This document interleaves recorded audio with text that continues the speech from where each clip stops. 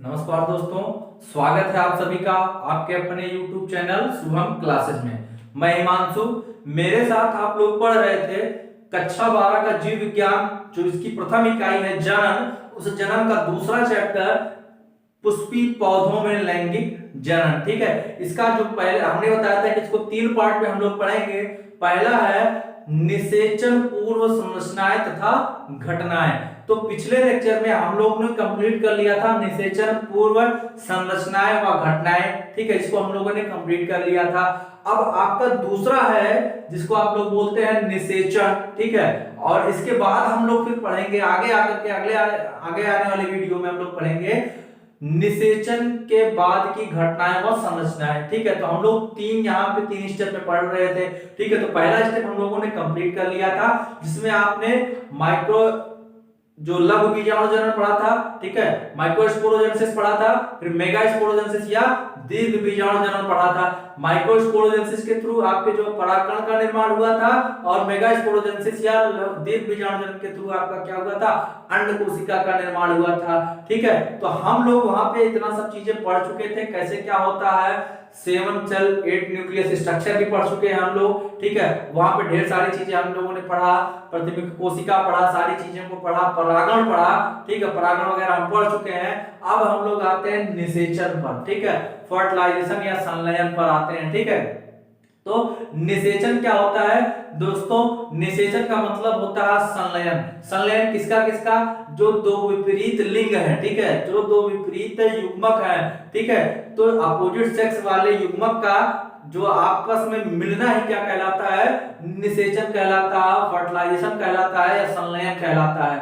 ठीक है, तो हम लोग यहाँ पे पढ़ेंगे द्विनिषेचन। क्या पढ़ेंगे? द्विनिषेचन। द्विनिषेचन जो है यह प्रक्रिया नवासचिन नामक वैज्ञानिक ने, ठीक है, इसकी खोज की थी। और जो द्विनिषेचन होता है इसको हम लोग इंग्लिश में बोलते हैं डबल फर्टिलाइजेशन। डबल का मतलब होता है दोहरा या 2 बार। ठीक है, फर्टिलाइजेशन का मतलब संलयन से है, मतलब एक ऐसी प्रक्रिया जिसमें संलयन कितनी बार हो? 2 बार हो। तो इसकी जो डिफिनीशन वो है, एक ही भ्रूण कोश में 2 संलयनों का होना ही जो है द्विनिषेचन कहलाता है। इसका मतलब एक ही भ्रूण कोश में 2 संलयनों का होना ही द्विनिषेचन कहलाता है, अर्थात डबल फर्टिलाइजेशन कहलाता है। 2 संलयन का मतलब 2 बार फ्यूजन होगा। ठीक है, 2 बार फ्यूजन हो, कहां पे? एक ही भ्रूण कोश में हो। ठीक है, तो हम लोगों ने पिछले वीडियो में एक स्ट्रक्चर बनाया था, उस स्ट्रक्चर में हम लोग बीजांड बना रहे थे। बीजांड के अंदर आपका एक गोला वाला स्ट्रक्चर था जिसको आप भ्रूणपोष का नाम दे रहे थे। उसमें आप नीचे वाली उस पे 2 सहायक कोशिका बनाते थे दोनों कॉर्नर पे, और बीच में एक अंड कोशिका बनाते थे। ठीक है, और उसके बीच में एक जो है द्वितीय केंद्रक वाली कोशिका बनाते थे, द्वितीय केंद्रक कोशिका बनाते थे, और ऊपर अपोजिट साइड में 3 कोशिका बनाते थे जिसका आप नाम रखते थे प्रतिबिंब कोशिका। ठीक है, अब दोस्तों क्या होगा, हमें डबल फर्टिलाइजेशन पढ़ना है। ठीक है, तो आइए हम लोग देखते हैं कि डबल फर्टिलाइजेशन कैसे होगा। ठीक है, तो जैसे हमने आपको बताया ही था, पिछले वीडियो में भी बताया था, जैसे ये हमारा जो है, सपोज करिए कि ये हमारा वर्तिकाग्र है। क्या है? वर्तिकाग्र है। अब इस वर्तिकाग्र पे जो है आपका पॉलन ग्रेन आता है, छोटे छोटे पॉलन ग्रेन रहते हैं। हमने आपको गुड़हल का पॉलन ग्रेन दिखाया भी था, जो येलोइश कलर का या पीला पीला कलर का था। ठीक है, प्रैक्टिकल में दिखाया था आपको, लाइव दिखाया था।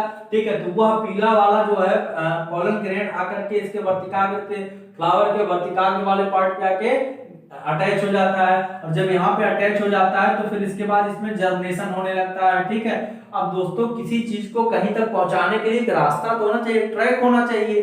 ठीक है, अब यहाँ पे क्या था, यह आपका वर्तिकाग्र था, यह आपका वर्तिका था, और इसके बाद आपका क्या था, ये चौड़ा सा पार्ट हल्का सा, इसको आप बोलते थे अंडाशय, और इसके नीचे आपका थाइमस लगा हुआ था। ठीक है, ऐसे ही तो था। अब यहाँ पे क्या होता है दोस्तों, जो आपका ये पॉलन ग्रेन है या परागकण है, यह परागकण क्या करते हैं भाई, किसी चीज को कहीं तक जाने के लिए इसको जाना है यहाँ तक। ठीक है, अब इसको भ्रूण कोश में जाना है। भ्रूण कोश में जो है इसके लिए क्या है, वहां पे एग सेल है या जो आपका अंड कोशिका है, वहां तक इसको पहुंचना है। तो पहुंचने के लिए एक रास्ता चाहिए, तो इसलिए ये क्या बनाता है, एक पराग नलिका बनाता है। क्या बनाता है? पराग नलिका बनाता है। परागकण क्या बनाता है? पराग नलिका बनाता है, पराग नलिका का निर्माण करता है। ठीक है, ढेर सारी पराग नलिकाएं बनती है लेकिन सब वहां तक नहीं पहुंच पाती, कोई एक ही पहुंच पाती। ठीक है, तो अब पराग नलिका क्या हुई? इस वर्तिका में, ठीक है, वर्तिका कैसा था? एक तंतु नामक सिलेंड्रिकल स्ट्रक्चर था, हमने आपको बताया था। उसी सिलेंड्रिकल स्ट्रक्चर से होता हुआ यह पराग नलिका कहां जाती है? आपके भ्रूण कोष तक जाती है। ठीक है, तो अब इसके आगे का स्ट्रक्चर हम लोगों ने जो आपके अंड कोशिका का निर्माण जहां हुआ था, जहां 7 सेल और 8 केंद्रक कोशिकाओं का निर्माण हुआ था, ऐसी जो है उस स्ट्रक्चर में देखते हैं कि कैसे कैसे वहां पे क्या क्या घटनाएं घटित होती हैं डबल फर्टिलाइजेशन में। ठीक है, तो आइए हम लोग स्टार्ट करते हैं। दोस्तों यह टॉपिक बहुत ही ज्यादा इंपॉर्टेंट है और उम्मीद करता हूं कि इसको आप बहुत ध्यान पूर्वक देखेंगे। इसका फिगर मान के चलिए कि यह फिगर कम से कम जरूर पूछा जा सकता है कि डबल फर्टिलाइजेशन वाला फिगर जो है आप बनाइए। ठीक है, तो चलिए यहाँ पे हम लोग क्या करते हैं, स्टार्ट करते हैं।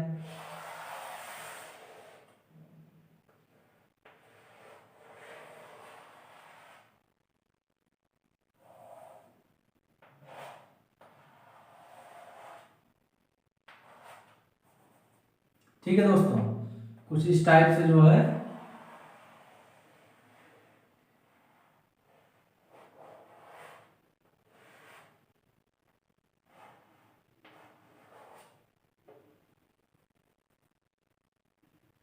ठीक है।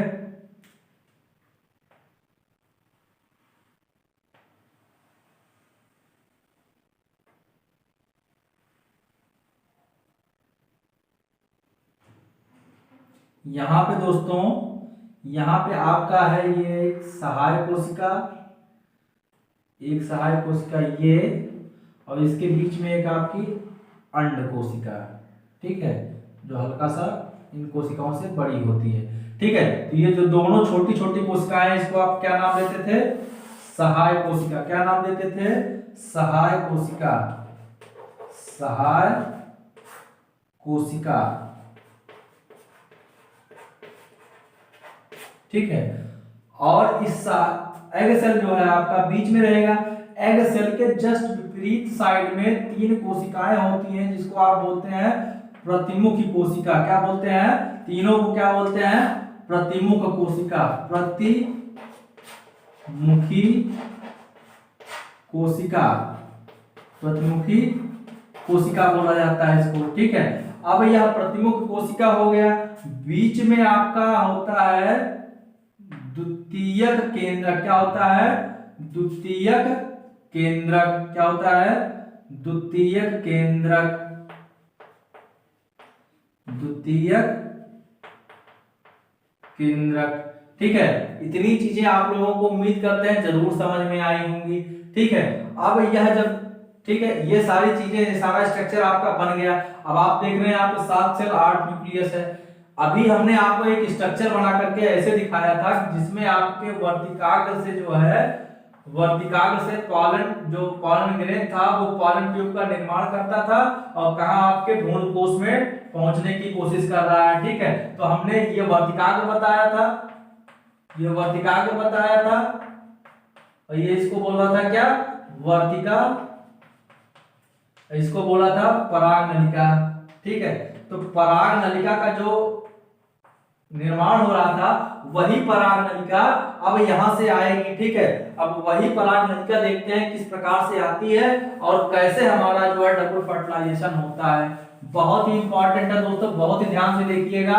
ठीक है, बहुत ही ध्यान से देखिएगा, ये फिगर बहुत ही इंपॉर्टेंट है। हम लोग देखते हैं। अच्छा, इसको हम मिटा ही देते हैं। ठीक है, थोड़ा दूर दूर लिख देते हैं ताकि साफ साफ आपको फिगर समझ में आए। ठीक है दोस्तों, अभी आप इसको बोल रहे थे प्रतिमुख कोशिका। क्या बोलते हैं? प्रतिमुखी कोशिका। प्रतिमुखी कोशिका। बीच वाले को आप बोल रहे थे द्वितीयक केंद्रक। इसको क्या बोल रहे थे? द्वितीयक केंद्रक।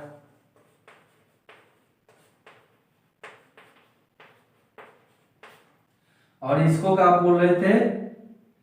ये जो दोनों है सहायक कोशिका। इसको क्या बोलते हैं? सहाय कोशिका।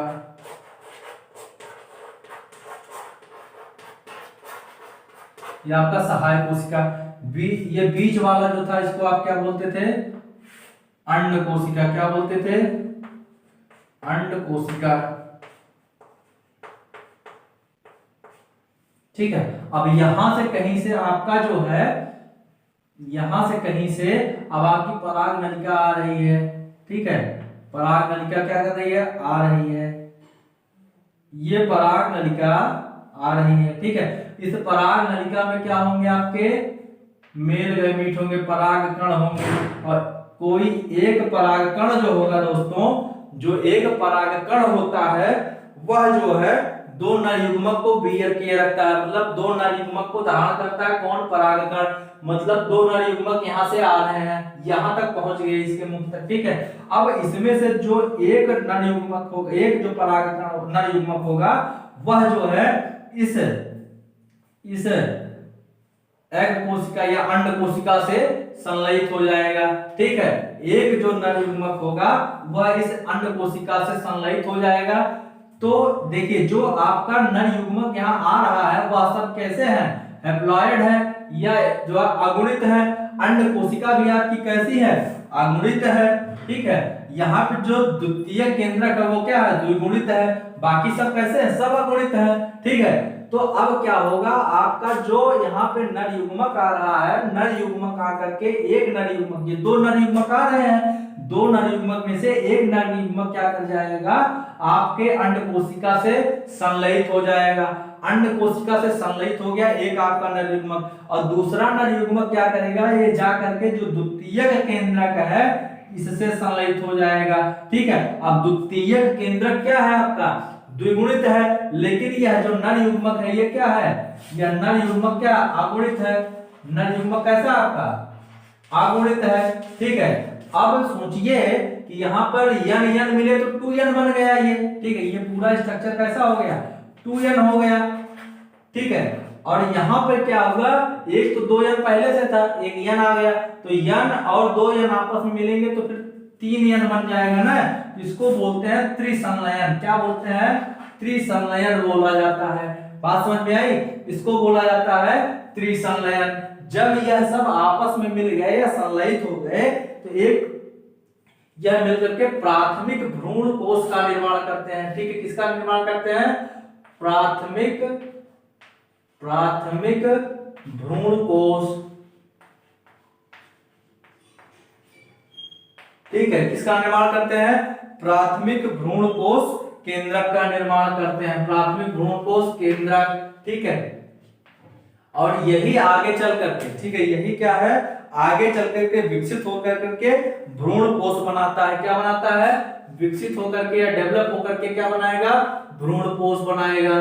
ठीक है, तो यही आगे चल करके विकसित होकर के भ्रूण कोश बना लेता है। भ्रूण कोश बना लेता है। ठीक है, अब यह कैसा होता है? ट्रिप्लॉइड होता है, 3n होता है, इसलिए इसको त्रिसंलयित कहा जाता है। अच्छा, ये आपका जो है, जो अंड कोशिका और नर युग्मक दोनों आपस में मिले हैं। ठीक है, अंड कोशिका और नर युग्मक आपस में मिलकर करके जो है क्या बनाएंगे? अंड कोशिका और नर युग्मक आपस में मिलकर के जो ये स्ट्रक्चर बनाए हैं 2n वाला, इसको बोलते हैं भ्रूण। क्या बोलते हैं? भ्रूण बोला जाता है। बात समझ में आई? तो यहाँ पर देखिए, ये जो एक एग सेल था उससे देखिए रेड वाला एग सेल है बीच में लंबा सा, और इससे एक ये व्हाइट वाला, ठीक है, नर युग्मक, पहला नर युग्मक जाकर के इस अंड कोशिका से फ्यूज कर गया, संलयित कर गया, फर्टिलाइजेशन कर लिया, तो बना लिया क्या? भ्रूण, जिसको आप बोलते हैं 2n। ठीक है, और दूसरा आपका नर युग्मक गया कहां पे? द्विकेंद्रक कोशिका के पास गया। द्विकेंद्रक कोशिका के पास जाकर के क्या किया? उससे संलयित हो गया और बना लिया 3n या त्रिसंलयित। ठीक है, ये क्या हो गया? त्रिगुणित हो गया। ठीक है, और इस जो बनाएगा उसको क्या बोलेंगे? प्राथमिक भ्रूण कोश केंद्रक बोला जाता है, जो बाद में विकसित होकर के भ्रूण कोश का निर्माण करता है। इतनी चीजें समझ में आई? देखिए, अब एक ही भ्रूण कोश में क्या हो रहा है? 2 बार संलयन हो रहा है। कहां पे?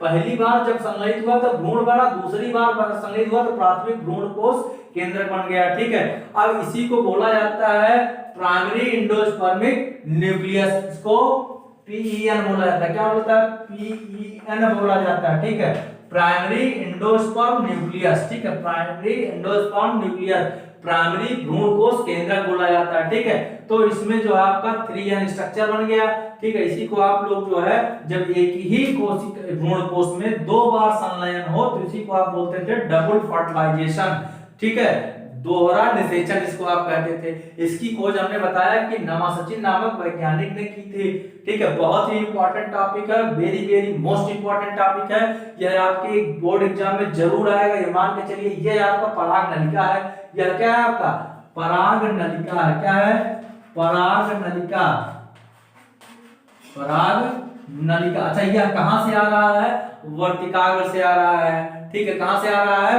वर्तिकाग्र से आ रहा है। किसके थ्रू होता आ रहा है, वर्तिका के थ्रू होता हुआ आ रहा है। बात समझ में आई। यहाँ हमने बताया था कि ये आपका वर्तिकाग्र, वर्तिकाग्र से वर्तिका के थ्रू होता हुआ जाएगा, तो ठीक है, वही स्ट्रक्चर जो आपका, और यहाँ से जो है बीजांड द्वार के थ्रू जो है ये अंदर एंटर करेगा। कहाँ पे, ये जो नरयुग्मक जाकर के आपके अंड कोशिका से जो संलयन करेगा तो बनाएगा भ्रूण, और दूसरा नरयुग्मक जाकर के द्वितीय केंद्र कोशिका से जाकर संलयन करेगा, बनाएगा प्राथमिक भ्रूण कोश केंद्र, जिसे आप बोलते हैं primary endosperm nucleus, PEN short में बोलते हैं, ठीक है। इसको PEN को जो फुल फॉर्म होता है वो होता है primary endosperm nucleus, primary endosperm nucleus, ठीक है। इसको बोला जाता है प्राथमिक भ्रूण कोश केंद्र, ठीक। अब यह जो आपका क्या है त्रिगुणित हो गया, क्योंकि दो द्वितीय केंद्र कैसा था, द्विगुणित था, और अगुणित यह आपका जो है यहाँ से नर युग्मक जा रहा था, तो नर युग्मक मिलकर के इसको त्रिगुणित बना दिया, ठीक है। और भ्रूण कैसा हो गया, द्विगुणित हो गया। बाकी जो 2 सहायक कोशिकाएं थी ये क्या हो जाती है, नष्ट हो जाती हैं। इसके अलावा जो आपकी प्राथमिक कोशिका थी वह भी क्या हो जाती है, नष्ट हो जाती है, डिजनरेट हो जाती है, ठीक है। अब इस प्रकार से आपका दोहरा निषेचन कंप्लीट होता है। क्या होता है, दोहरा निषेचन पूर्ण होता है दोस्तों, ठीक है। बात समझ में आई। यह आपकी प्राथमिक कोशिका क्या हो जाएगी, नष्ट हो जाएगी अथवा डिजनरेट कर जाएगी। यह आपकी जो एक सहायक कोशिका दोनों है यह भी क्या कर जाएंगी, नष्ट हो जाएंगी, ठीक है। तो इस प्रकार से आपका जो है प्राथमिक भ्रूण कोश केंद्रक का निर्माण हुआ, जो आपके आगे विकसित होकर के भ्रूण कोश का निर्माण करेगा, ठीक है। और यहाँ पे आपके भ्रूण का निर्माण हो गया। अब इसका डेवलपमेंट होगा, जब भ्रूण बन गया है तो उसके बाद जो है युग्मनज, ठीक है। अब क्या बनेगा, युग्मनज का निर्माण होगा। इतना चीजें उम्मीद करते हैं आपको समझ में आई होंगी, ठीक है। अब अगला जो है हम इसके आगे देखेंगे, ओके।